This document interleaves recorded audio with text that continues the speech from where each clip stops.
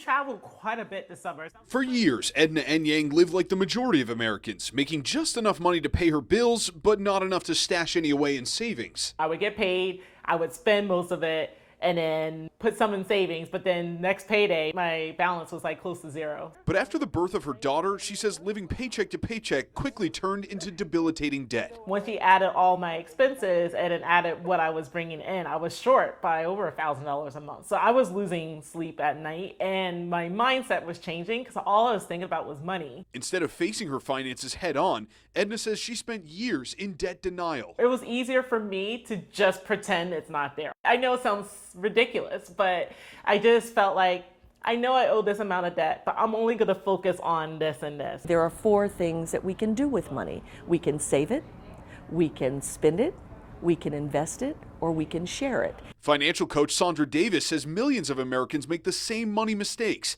and they stem from lessons that should be learned early in life. If you start out with small savings young, you really do put yourself in a great position for when you're older to be able to live the kind of life that you want to in your elder years. But Davis warns it won't be easy. The rising costs of medical care and college, all while wages stay mostly stagnant, are making it harder than ever for Americans to save. You can make more, spend less, or a combination of the two. There's no magic. Davis says in order to turn around your financial future, first you have to face it head on. It is better to know than not know.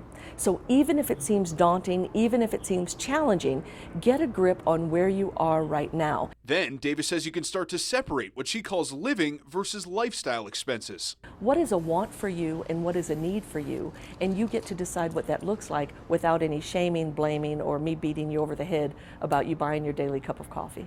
And start to save for when you need that money most. Maybe what you need is an accountability buddy that can help you decide what are we going to do, when are we going to do it, and how do we hold each other accountable. After battling debt for decades, Edna and Yang says it was her daughter that inspired her to turn her life around. She's young, it's not her fault that her mom was being reckless with, finances. And I did not want her to be, live life and repeat the same mistakes as me. So she definitely was my main reason. Ross DiMattei, 13 Action News.